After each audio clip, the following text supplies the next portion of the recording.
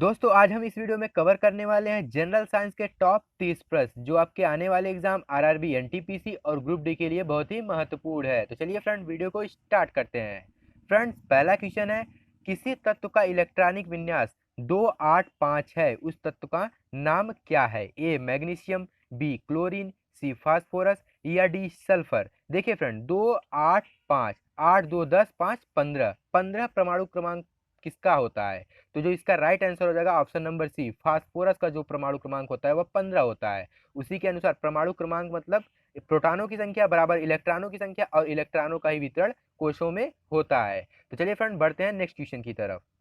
Friend next question, दूसरा question है, आधुनिक आवर्त सारणी के किस समूह में रासायनिक रूप से निष्क्रिय तत्व होते हैं? रासायनिक रूप से निष्क्रिय तत्व किस समूह में पाए जाते हैं? ए 17वें, बी 18वें समूह में, सी 16वें समूह में या डी 15वें समूह में। तो फ्रेंड जो इसका राइट आंसर होता है वो ऑप्शन नंबर बी, 18वें समूह में रासायनिक रूप से निष्क्रिय तत्व भी पाए जाते हैं और उन्हें शून्य वर्ग के भी तत्व कहते हैं क्योंकि वह किसी से क्रिया नहीं कर सकते हैं। उनकी संख्या कितनी है? 6।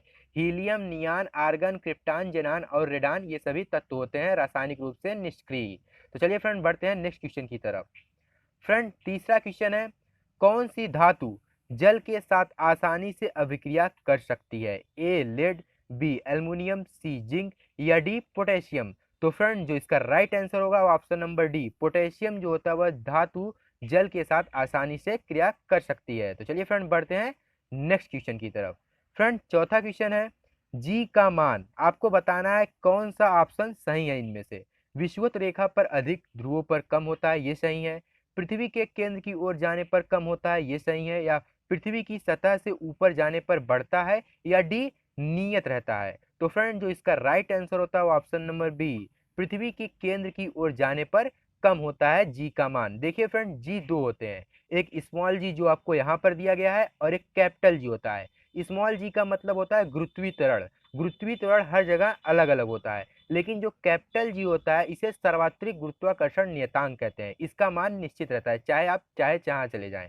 इसका जो मान होता है वह 6.67 इंटू 10⁻11 न्यूटन मीटर स्क्वायर प्रति किग्रा स्क्वायर इसका मान होता है। इसका मान निश्चित है। तो चलिए फ्रेंड बढ़ते हैं नेक्स्ट क्वेश्चन की तरफ। दोस्तों पांचवा क्वेश्चन है, गति का प्रथम नियम किसकी परिभाषा देता है? आपको बताना है गति का प्रथम नियम डॉट डॉट की परिभाषा देता है। किसकी परिभाषा देता है? ए वेग, बी दूरी, सी त्वरण या डी जड़त्व। तो फ्रेंड जो इसका राइट आंसर होगा ऑप्शन नंबर डी, जड़त्व की परिभाषा देता है गति का प्रथम नियम। गति के प्रथम नियम को जड़त्व का नियम भी कहते हैं। तो चलिए फ्रेंड बढ़ते हैं नेक्स्ट क्वेश्चन की तरफ। दोस्तों छठवां क्वेश्चन है, जहाजों में क्या मापने के लिए इको लोकेशन का उपयोग किया जाता है? इको लोकेशन का उपयोग किया जाता है। ए पानी की गहराई, बी समुद्री वनस्पति की सघनता, सी प्रकाश की गहराई या डी मछलियों की सघनता। तो फ्रेंड जो इसका राइट आंसर होगा ऑप्शन नंबर ए, पानी की गहराई को मापने के लिए पानी के जहाजों में इको लोकेशन का उपयोग किया जाता है। तो चलिए फ्रेंड बढ़ते हैं नेक्स्ट क्वेश्चन की तरफ। सातवां क्वेश्चन है फ्रेंड, वेग समय ग्राफ पर रेखा का ढलान कहलाता है। वेग समय जो ग्राफ होता है उस पर रेखा का ढलान क्या कहलाता है? ए दूरी, बी संवेग, सी त्वरण या डी बल। तो फ्रेंड जो इसका राइट आंसर होगा ऑप्शन नंबर सी, त्वरण। वेग समय ग्राफ पर रेखा की जो ढलान होती है वह क्या दर्शाती है? बल, त्वरण को दर्शाती है। किसको दर्शाती है? त्वरण को। तो इसका राइट आंसर क्या हो जाएगा? त्वरण। तो चलिए फ्रेंड बढ़ते हैं नेक्स्ट क्वेश्चन की तरफ। आठवां क्वेश्चन है, ध्वनि का एक रूप है जो सुनने की अनुभूति पैदा करता है। ध्वनि किसका एक रूप है जो सुनने की अनुभूति पैदा करता है? ए यांत्रिक ऊर्जा का रूप है या बी अनुगूंज या सी विद्युत चुंबकीय तरंग या डी कंपन ऊर्जा। तो फ्रेंड जो इसका राइट आंसर हो जाएगा वो ऑप्शन नंबर ए, यांत्रिक ऊर्जा का रूप है। आप लोग याद रख लीजिए, ध्वनि क्या है? एक यांत्रिक ऊर्जा का रूप है जो सुनने की अनुभूति पैदा करता है। तो चलिए फ्रेंड बढ़ते हैं नेक्स्ट क्वेश्चन की तरफ। नवा क्वेश्चन है, धावन सोडा के एक अणु में पानी के कितने अणु मौजूद होते हैं? अब फ्रेंड आप इसका आंसर तुरंत दे सकते हैं, केवल आपको अगर धावन सोडा का सूत्र मालूम हो। अगर इसका सूत्र मैं आपको बता दूं, इसका सूत्र होता है Na2CO3 इंटू 10H2O। क्या होता है? 10H2O। अब यहाँ पर आप देख सकते हैं धावन से और सोडा का एक अणु तैयार हो गया है। अब इसमें आपको बताना है पानी के कितने अणु हैं? 10H2O, मतलब पानी के 10 अणु हैं। अगर आपको केवल सूत्र मालूम होता तो आप लोग आसानी से बता सकते थे। 10 अणु होते हैं धावन सोडा के एक अणु में पानी के। तो चलिए फ्रेंड बढ़ते हैं नेक्स्ट क्वेश्चन की तरफ। दोस्तों 10वां प्रश्न है हीलियम के 52 ग्राम में कणों की संख्या। जी हाँ फ्रेंड, काफी इंटरेस्टिंग क्वेश्चन है। 52 ग्राम में आपको कणों की संख्या बतानी है। ए 12, बी 14, सी 13 या डी 15। देखिए फ्रेंड, एक हीलियम जो अणु होता है वह 4 परमाणुओं से मिलकर बना होता है, He4, अर्थात 1 ग्राम में 4 अणु हो गए। तो इसी प्रकार 52 ग्राम में कितने अणु होंगे? तो 52/4 अर्थात 13। तो इसका राइट आंसर क्या हो जाएगा? ऑप्शन नंबर सी 13 इसका राइट आंसर हो जाएगा। 13 13 12 52 ग्राम में 13 कणों की संख्या होगी। तो चलिए फ्रेंड बढ़ते हैं नेक्स्ट क्वेश्चन की तरफ। अगला प्रश्न है फ्रेंड 11वां प्रश्न है, समूह के पौधों को आमतौर पर शैवाल कहा जाता है। किस समूह के पौधों को आमतौर पर शैवाल कहा जाता है? ए टेरिडोफाइटा या बी थैलोफाइटा या सी ब्रायोफाइटा या डी अनावृत बीजी। तो फ्रेंड जो इसका राइट आंसर होगा ऑप्शन नंबर बी थैलोफाइटा समूह के पौधों को शैवाल कहा जाता है। तो चलिए फ्रेंड बढ़ते हैं नेक्स्ट क्वेश्चन की तरफ। अगला प्रश्न 12वां प्रश्न है, 12 ग्राम ऑक्सीजन में मोल होते हैं। कितने मोल होते हैं? 12 ग्राम ऑक्सीजन में कितने मोल होंगे? आपको मोलों की संख्या बतानी है। अब आपको मोलों की संख्या ज्ञात करने का सूत्र पता होना चाहिए। मोलों की संख्या क्या होती है? मोलों की संख्या n बराबर होता है भार बटा अणु भार, यम अपान यम, भार बटा अणु भार। अब भार आपको दिया गया है 12 ग्राम, तो यहाँ पर 12 ग्राम हो जाएगा। अणु भार क्या क्या होता है? एक ऑक्सीजन अणु का अणु भार कितना होता है? तो 32 होता है। कितना होता है? 32 होता है। अब 12 में अगर आप 32 से जब भाग देंगे तो इसका आंसर क्या आ जाएगा? इसका आंसर हो जाएगा ऑप्शन नंबर सी 0.375 होता है मोल। 12 ग्राम में इतने मोल होंगे ऑक्सीजन के। तो चलिए फ्रेंड बढ़ते हैं नेक्स्ट क्वेश्चन की तरफ। अगला प्रश्न है फ्रेंड, काफी सिंपल क्वेश्चन है। परमाणु को कौन सा भाग विद्युत धारा का निर्माण करता है? ए प्रोटॉन, बी इलेक्ट्रॉन, सी पॉजिट्रॉन या डी न्यूट्रॉन। तो आप लोग इसका आंसर जानते होंगे। इसका आंसर क्या हो जाएगा? ऑप्शन नंबर बी इलेक्ट्रॉन परमाणु का जो भाग है वह विद्युत धारा का निर्माण करता है। तो चलिए फ्रेंड बढ़ते हैं नेक्स्ट क्वेश्चन की। अगला प्रश्न 14वां प्रश्न है, मानव में के कंपन, यहाँ पर कंपन रहेगा, कंपन रहेगा। मानव में के कंपन से ध्वनि उत्पन्न होती है। ए श्वसन रज्जु, बी ग्रसनी, सी ग्रासनाल या डी स्वर रज्जु। तो जो फ्रेंड इसका राइट आंसर हो जाएगा वो ऑप्शन नंबर डी स्वर रज्जु के कंपन से ध्वनि उत्पन्न होती है। तो चलिए फ्रेंड बढ़ते हैं नेक्स्ट क्वेश्चन की तरफ। 15वां क्वेश्चन है फ्रेंड, कार में लगा स्पीडोमीटर किसी भी समय कार के किस चाल को मापता है? ए अधिकतम, बी न्यूनतम, सी स्वाभाविक या डी तात्क्षणिक। तो फ्रेंड जो इसका राइट आंसर हो जाएगा ऑप्शन नंबर डी तात्क्षणिक चाल को मापता है। चाहे कार में लगा हो, बाइक में लगा हो, जो स्पीडोमीटर लगा रहता है वह उसी क्षण के चाल को मापता है, अर्थात उसी क्षण के तात्क्षणिक चाल को मापता है। तो चलिए फ्रेंड बढ़ते हैं नेक्स्ट क्वेश्चन की तरफ। 16वां प्रश्न है फ्रेंड, डी ब्लॉक के तत्व को इस नाम से भी जाना जाता है। किस नाम से जाना जाता है डी ब्लॉक के तत्व को? क्षारीय मृदा धातु, शून्य समूह, निष्क्रिय गैस या डी संक्रमण तत्व। तो फ्रेंड जो इसका राइट आंसर हो जाएगा वो ऑप्शन नंबर डी संक्रमण तत्व के नाम से भी जाना जाता है डी ब्लॉक के तत्व को। तो चलिए फ्रेंड बढ़ते हैं नेक्स्ट क्वेश्चन की तरफ। फ्रेंड्स अगला प्रश्न है, जिसका प्रतिरोध कम होता है कहलाता है। जिसका अगर प्रतिरोध कम रहेगा वो क्या कहलाएगा? ए विद्युत रोधी कहलाएगा, बी सुचालक कहलाएगा, सी प्रतिरोध कहलाएगा या डी कुचालक। तो फ्रेंड जो इसका राइट आंसर हो जाएगा ऑप्शन नंबर बी सुचालक। अगर प्रतिरोध कम रहेगा उसकी चालकता अच्छी होगी, अर्थात वह सुचालक है।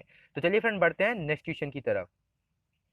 दोस्तों 18वां प्रश्न है, किसी पदार्थ को एक अवस्था से दूसरी अवस्था में कैसे परिवर्तित किया जा सकता है? ए इलेक्ट्रोलाइट का प्रयोग कर, बी दाब बढ़ाकर, अम्ल और क्षार का प्रयोग कर या डी उष्मीय ऊर्जा को अवशोषित और विकृत कर।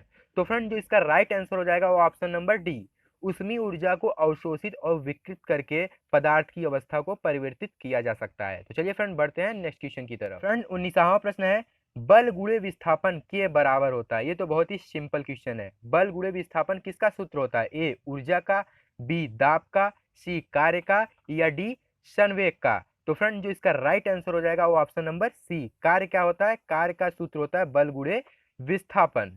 अब फ्रेंड अन्य जो ऑप्शन दिए गए उनका भी हम लोग सूत्र जान लेते हैं। ऊर्जा, ऊर्जा का सूत्र क्या हो जाएगा? गतिज ऊर्जा का हाफ mv स्क्वायर। और दाब बराबर क्या होता है? बल बटा क्षेत्रफल। दाब बराबर बल बटा क्षेत्रफल। और कार्य बराबर क्या हो जाएगा? बल गुणे विस्थापन। और संवेग P इक्वल टू क्या होता है? mv। P equal to mv होता है। तो चलिए फ्रेंड बढ़ते हैं नेक्स्ट क्वेश्चन की तरफ। फ्रेंड्स 20वां प्रश्न है, वाष्पीकरण की दर किससे प्रभावित नहीं होती है? हवा की गति से, बी पानी के स्तर से, सतह के क्षेत्रफल से, तापमान में परिवर्तन से। तो फ्रेंड जो इसका राइट आंसर हो जाएगा वो ऑप्शन नंबर बी, पानी के स्तर से वाष्पीकरण की दर प्रभावित नहीं होती है। हवा की गति से, हवा की गति कम या तेज होगी तो वाष्पीकरण की दर में परिवर्तन होगा। क्षेत्रफल में अगर कम ज्यादा होगा तब भी परिवर्तन होगा। तापमान ज्यादा या कम रहेगा तब भी वाष्पीकरण की दर में परिवर्तन होगा। लेकिन अगर पानी का स्तर कम हो ज्यादा हो उससे मतलब नहीं है, वाष्पीकरण होना है तो होगा। तो चलिए फ्रेंड बढ़ते हैं नेक्स्ट क्वेश्चन की तरफ। अगला प्रश्न है फ्रेंड, कौन सा तत्व समूह 17 से संबंधित नहीं है? समूह 17 में नहीं पाया जाता है, मतलब ए आर्गन, बी क्लोरीन, सी ब्रोमीन या डी फ्लोरीन। तो फ्रेंड जो इसका राइट आंसर हो जाएगा वो ऑप्शन नंबर ए, आर्गन जो है वह समूह 17 में नहीं पाया जाता है, बाकी क्लोरीन, ब्रोमीन और फ्लोरीन पाए जाते हैं। तो चलिए फ्रेंड बढ़ते हैं नेक्स्ट क्वेश्चन की तरफ। अगला प्रश्न फ्रेंड साइंस से ही संबंधित, जैसे मान लीजिए विश्व स्वास्थ्य दिवस किस दिन मनाया जाता है? ए 7 अप्रैल, बी 5 जून या सी 15 दिसंबर या डी 30 अक्टूबर। तो फ्रेंड जो इसका राइट आंसर हो जाएगा वो ऑप्शन नंबर ए, 7 अप्रैल को विश्व स्वास्थ्य दिवस मनाया जाता है। तो चलिए फ्रेंड बढ़ते हैं नेक्स्ट क्वेश्चन की तरफ। फ्रेंड्स अगला प्रश्न है, पृथ्वी की त्रिज्या है ए 6400 किमी या बी 64 लाख किमी या सी 5000 किमी या डी 6000 किमी। तो फ्रेंड जो इसका राइट आंसर होगा ऑप्शन नंबर ए, 6400 किमी पृथ्वी की त्रिज्या है। देखिए फ्रेंड ये तो मैंने सिंपल तरीके से आपको बता दिया, आपके ऑप्शन में ऐसे भी दे सकता है 6.4 गुणे 10 की घाते 6 मीटर, ये भी दे सकता है। हो सकता हो कहीं मीटर दे दे कहीं किलोमीटर दे दे, तो आप किलोमीटर मत मारिएगा, आप मीटर पर मारिएगा। 6.4 गुणे 10 के घाते 6 मीटर होता है पृथ्वी की त्रिज्या, मीटर में ये होता है और किमी में आप 6400 किमी कह सकते हैं। तो चलिए फ्रेंड बढ़ते हैं नेक्स्ट क्वेश्चन की तरफ। अगला प्रश्न है काफी इंपॉर्टेंट क्वेश्चन, ऐसे क्वेश्चन आपके एग्जाम में जरूर पूछे जाएंगे। पृथ्वी सिकुड़ना शुरू कर दे तो जी का मान क्या होगा? ए बढ़ने लगेगा या बी शून्य हो जाएगा या सी घटने लगेगा या समान रहेगा। तो फ्रेंड मैं आपको फार्मूले से आपको बताता हूँ। देखिए जी इक्वल टू क्या होता है, जी इक्वल टू होता है capital G yummy upon R E square ने, यही होता है। अब देखिए फ्रेंड अगर पृथ्वी सिकुड़ना शुरू कर दे तो पृथ्वी अगर सिकुड़ेगी तो उसकी त्रिज्या क्या हो जाएगी, कम हो जाएगी, अर्थात आर का मान जो नीचे है वो कम हो जाएगा। जब आर का मान कम हो जाएगा तो जी का मान क्या हो जाएगा, बढ़ जाएगा, अर्थात इसका राइट आंसर क्या हो जाएगा, बढ़ने लगेगा। ऑप्शन ए इसका राइट आंसर हो जाएगा। आपके एग्जाम में ऐसे नहीं पूछेगा कि पृथ्वी की त्रिज्या कम हो जाए तो क्या होगा, आपसे ऐसे घुमा फिरा के पूछेगा पृथ्वी सिकुड़ना शुरू कर दे, तो आपको वहां पर दिमाग लगाना होगा कि पृथ्वी अगर सिकुड़ेगी तो त्रिज्या का मान कम होगा। तो चलिए फ्रेंड बढ़ते हैं नेक्स्ट क्वेश्चन की तरफ। अगला प्रश्न 25वां प्रश्न है, 25 किग्रा द्रव्यमान की एक वस्तु 4 मीटर प्रति सेकंड के एक समान वेग से गति कर रही है, वस्तु की गतिज ऊर्जा होगी। आपको गतिज ऊर्जा बतानी है। अब गतिज ऊर्जा का फार्मूला क्या होता है, फार्मूला होता है हाफ एम वी स्क्वायर। तो हाफ यम का मान दिया गया है 25 किग्रा और वी का मान दिया गया है 4 मीटर, तो आप सूत्र लगा दीजिए 1/2 गुणे 25 गुणे 4 का स्क्वायर। अब इसको जब आप लोग हल कर लेंगे तो आ जाएगा 200 जूल। तो जो इसका राइट आंसर हो जाएगा ऑप्शन नंबर बी, 200 जूल इसका राइट आंसर होता है। तो चलिए फ्रेंड बढ़ते हैं नेक्स्ट क्वेश्चन की तरफ। फ्रेंड्स अगला 26वां प्रश्न है, सूर्य द्वारा उत्सर्जित हानिकारक विकिरण है ए अल्फा किरणें, बी पैराबैंगनी किरणें, सी अवरक्त किरणें या डी गामा किरणें। तो फ्रेंड जो इसका राइट आंसर हो जाएगा वो ऑप्शन नंबर बी, पैराबैंगनी किरणें सूर्य के द्वारा उत्सर्जित हानिकारक विकिरणें हैं। देखिए फ्रेंड जितने भी क्वेश्चन मैं आपको बता रहा हूँ ये पिछले एग्जाम में पूछे जा चुके हैं, तो इन क्वेश्चन को आप लोग अच्छे से याद रखिएगा। और साथ ही फ्रेंड आपसे कहूंगा अगर आपको यह वीडियो अच्छी लग रही है तो वीडियो को लाइक और शेयर जरूर कर दीजिए। तो चलिए फ्रेंड बढ़ते हैं नेक्स्ट क्वेश्चन की तरफ। फ्रेंड्स अगला प्रश्न है, अमोनिया में नाइट्रोजन और हाइड्रोजन के द्रव्यमानों का अनुपात, द्रव्यमानों का, अमोनिया में नाइट्रोजन और हाइड्रोजन के द्रव्यमानों का अनुपात होता है ए 1:8 या बी 3:14 या सी 14:3 या डी 8:1। अब देखिए फ्रेंड अमोनिया का सूत्र क्या होता है, NH3, NH3 अमोनिया का सूत्र होता है। अब हमें द्रव्यमानों का अनुपात बताना होता है। अब नाइट्रोजन का द्रव्यमान संख्या कितनी होती है, 14, और हाइड्रोजन की क्या होती है, 1। लेकिन अमोनिया में एक नाइट्रोजन से 3 हाइड्रोजन जुड़े हैं, तो अर्थात हम 3 द्रव्यमान लेंगे हाइड्रोजन का, अर्थात अनुपात कितना हो जाएगा, 14:3। अर्थात इसका जो राइट आंसर हो जाएगा ऑप्शन नंबर सी, 14:3 इसका सही उत्तर होगा। तो चलिए फ्रेंड बढ़ते हैं नेक्स्ट क्वेश्चन की तरफ। फ्रेंड्स निम्न में से कौन कार्बन का अपर रूप नहीं है, ए हीरा, बी ग्रेफाइट, सी हाइड्रोकार्बन या सी फुलरीन। तो फ्रेंड जो इसका राइट आंसर हो जाएगा वो option number C, hydrocarbon carbon का अपर रूप नहीं है, यह कार्बन और हाइड्रोजन से मिलकर बना है। लेकिन जो हीरा, ग्रेफाइट और फुलरीन है यह कार्बन के अपर रूप है, यह केवल कार्बन से बने हैं। तो चलिए फ्रेंड बढ़ते हैं नेक्स्ट क्वेश्चन की तरफ।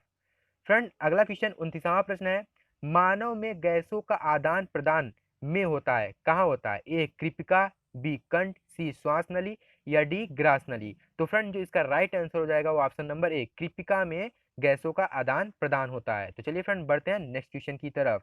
फ्रेंड नेक्स्ट और 30वां प्रश्न है, चूना पत्थर को गर्म करने पर प्राप्त होता है, A baking soda, B sodium carbonate, C धावन सोडा या डी अनबुझा चूना। देखिए फ्रेंड अब चूना पत्थर का आपको सूत्र मालूम रहना चाहिए। चूना पत्थर का सूत्र क्या होता है? CaCO3। अब जब इसे गर्म करेंगे तो क्या होगा? अब इसे गर्म करेंगे तो क्या हो जाएगा? जब इसे गर्म करेंगे तो बन जाएगा CO2 प्लस CaO, और CaO ही को हम क्या कहते हैं? अनबुझा चूना। CaO को हम लोग कहते हैं अनबुझा चूना। अर्थात जब हम चूना पत्थर को गर्म करेंगे अर्थात कैल्शियम कार्बोनेट को गर्म करेंगे तो हमें कार्बन डाइऑक्साइड और अनबुझा चूना प्राप्त होगा। अर्थात इसका राइट आंसर क्या हो जाएगा? ऑप्शन नंबर डी इसका राइट आंसर हो जाएगा।